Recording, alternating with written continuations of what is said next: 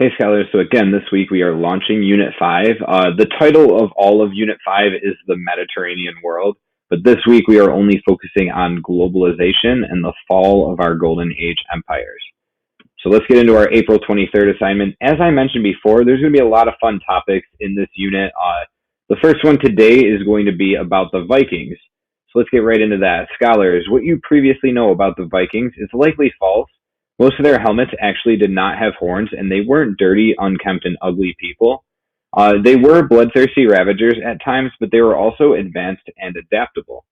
You are going to analyze 5 different parts of Vikings' adaptability. 1 is their raids and attacks. 2 are their ships. 3 is their trade. 4 is their exploration. And 5 is their daily life. There's one question attached to each excerpt as a comment that you must give a response to. You need to open the document where it says My Work to answer the questions. It is a PDF again, so be sure to open it in a new window. Otherwise, you will not be able to answer the questions. So again, you click up here, the document opens up, and then you got to click here and open it in a new window. So it says, scholars, after the fall of the Golden Age empires, another group of people began to rapidly gain power and expand as well. These people are now known as the Vikings. They're also known as the Northmen, the Norse, the Nordic, the Norsemen, other things like that. There's many names for the Vikings. Many of you may have already developed opinions of the Vikings based on what you have read or heard about them. They are usually viewed as ruthless, bloodthirsty barbarians who ravage innocent lands for their own gain. While this is partly true, the Vikings were also very advanced and contributed positively to history as well.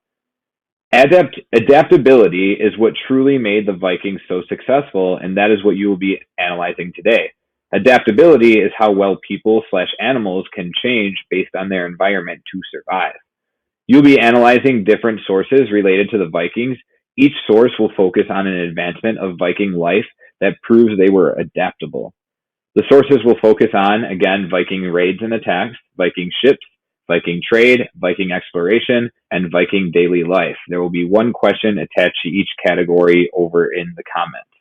So you got to read the excerpts, you got to answer each question. Moving forward, where are we going with this? On Friday, you're going to create a Google Slides assignment that supports the claim the Vikings were the chameleons of the medieval world. And if you look over here, it says chameleons are animals that can change colors and adapt. So we've been talking about, I'm not sure how much you've been talking about adaptability or adapting in science class, but what you are doing is you're comparing the Vikings to chameleons based on how well they can adapt. So today you're collecting evidence. I'm going to go through part 1, and then the rest will be on you. So part 1 is a primary source. It's about Viking raids and attacks. It says, when Thorold, who was a Viking, was about 20 years old, he made up his mind to go on a Viking expedition. So his father gave him a longship. Evind and Ober joined him with another longship and a good number of men, and they spent the summer plundering. There was plenty of loot, so each man got a good share. That's how things were for a number of years. Every summer, they'd go on Viking expeditions, and every winter, they would stay at home with their families and parents. Thorold brought his parents a lot of valuable things. In the spring, they started getting a big longship ready. Once it was manned, they went plundering that summer in the Baltic. Plundering is like when you go stealing things. They captured a great amount of loot and fought many good battles. One day, they put in near a large river mouth that lay beneath a vast area of forest. They decided to go ashore and divide into groups, each of them 12 strong. They went into the forest, and it wasn't long before they came to the settlements where they started pillaging and killing. Some people made a run for it and got away, but no one fought back.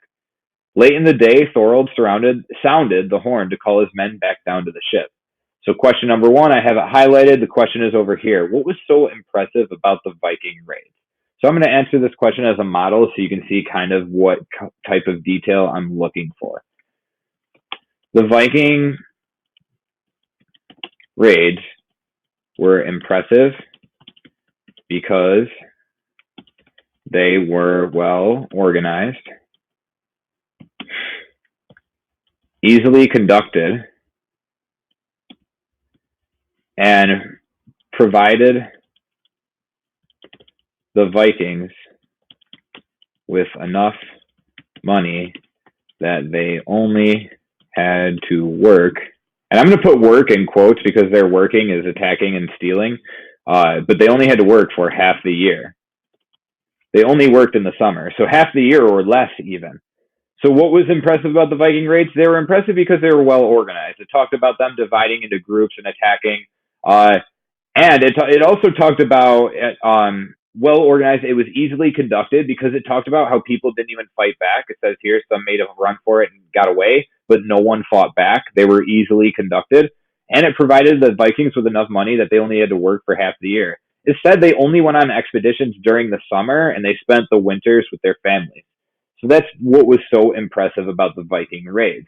If we wanted to connect that back to being chameleons, we could talk about how they adapted to their environment to attack when it was easy for them so that they could get money easily or something like that.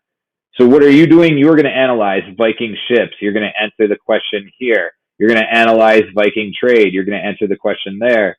You're going to analyze Viking exploration and answer the attached question. And you're going to analyze Viking daily life and answer the question that's attached to that. When you're done, make sure you click off of this, go back here, and you press turn in to give me that notification. If you need any help, make sure you're joining the Google Meet at 10:30 a.m. with Mr. Woods and I should say, and you are sending emails to Mr. Woods or I if you need extra help. We are always available to help. All right. So good luck on analyzing the Vikings. I hope you all enjoy the interesting topics.